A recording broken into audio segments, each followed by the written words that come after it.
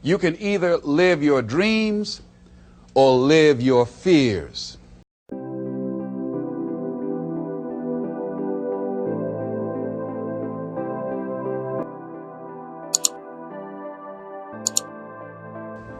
And I think the majority of people actually are not living their dreams, but are living their fears. So I want to ask you a question. What are your fears? What are you afraid of? What are you scared of? Because we all have fears, don't we? We all have something that's blocking us, that's holding us back. And as we begin to look at life, what we realize is that the reason that most people are not living out their true potential and not doing all of the things that they would really like to do is because of fear. Some people call fear false evidence or expectations appearing real.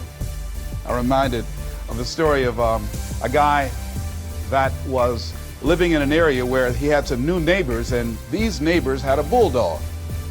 And when he came home every day, this bulldog used to chase him about a half a block from his house. Every day, he would have to streak home. I mean, he would just run. This bulldog would be right on his heels.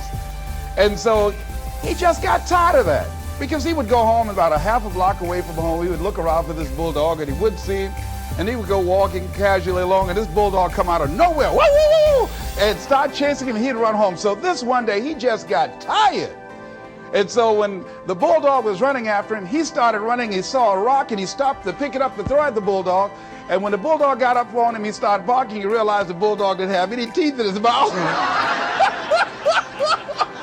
Then he started chasing the bulldog. If you don't get on away from it, because the most the bulldog could have done is gum, you know. And so, you know what? Most people go through life running scared. Running scared from things that have no teeth in them, because they're false expectations appearing real.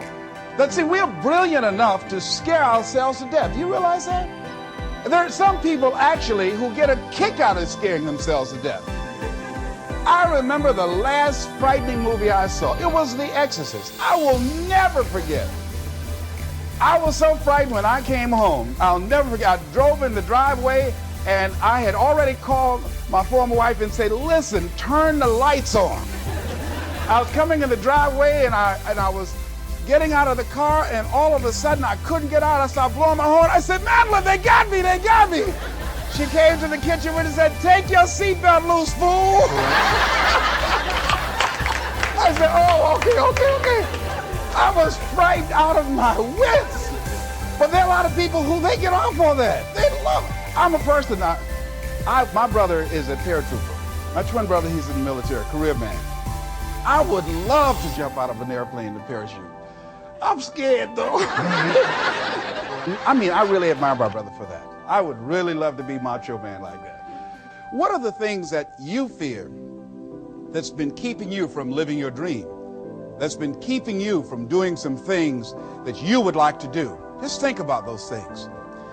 And how do we begin to handle that? Abraham Maslow said that the life is about growth. And he said, you can either go back to your comfort zone, and there you won't find any growth, or you must be willing to go forward and face your fears again and again and again, because you're never going to have a fear-free existence. I mean, some fear is acceptable and legitimate. There are some things that you really should be afraid of. Now, you shouldn't allow it to immobilize you. You acknowledge it, you take it into account, and you carry yourself accordingly. There are times that we should proceed with caution, but it's the difference between being stopped by fear. It's the difference between having a fear and the fear having you. So what do? One, acknowledge it, and knowing that it's okay. Don't condemn yourself for being afraid.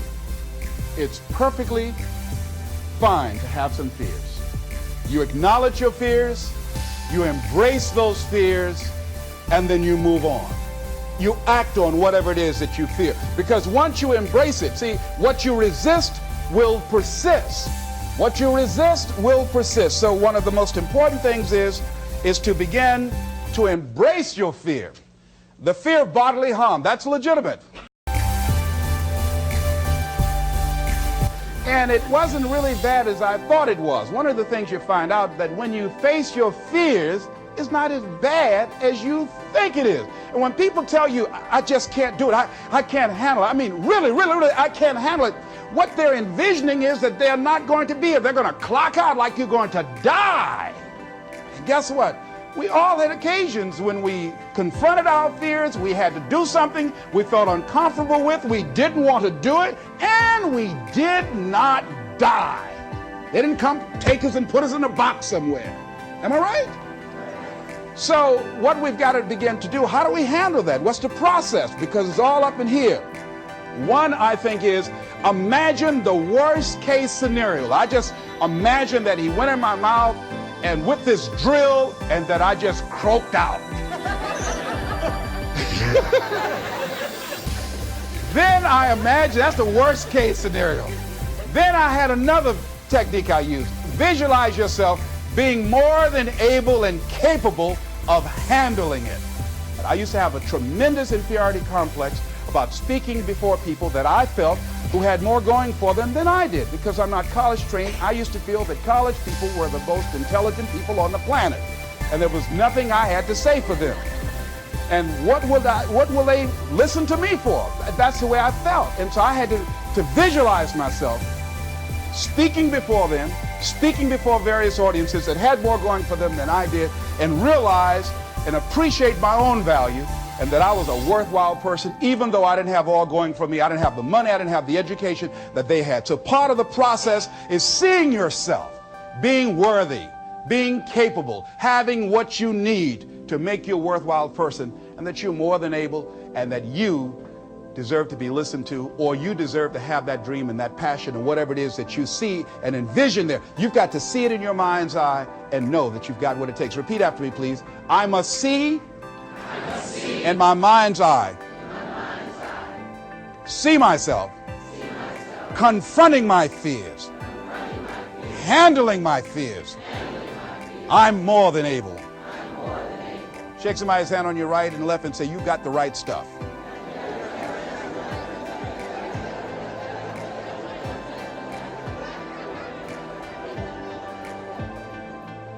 So deciding as you look at your life, as you look into the future and say, what fears am I holding on to?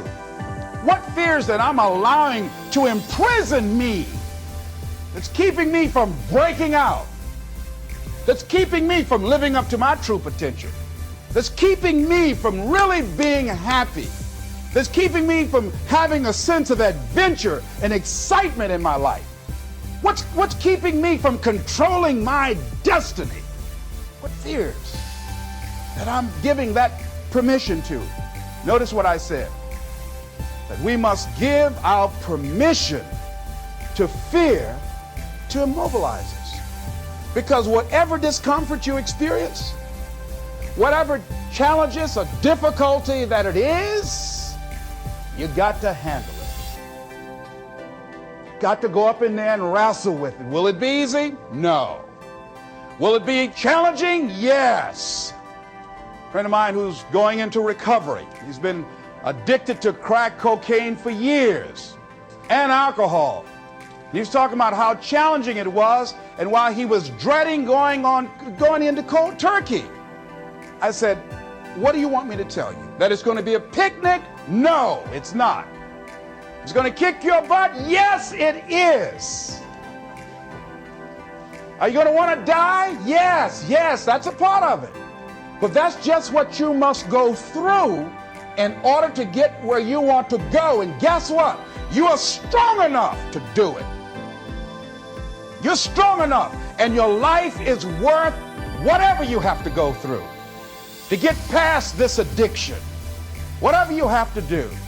This dream you got, whatever you want to do, will it be easy to just run out there and do it? No. Will it happen overnight? No. Will it be a struggle? Yes. Will there be times when you can't make ends meet? Yes, that's a part of it. Will there be times you won't know what to do? Yes, that's a part of it. Will you have some opposition? Will things go wrong sometimes? You will have many visits from Murphy. Now, if you say, well, who's Murphy? Don't worry.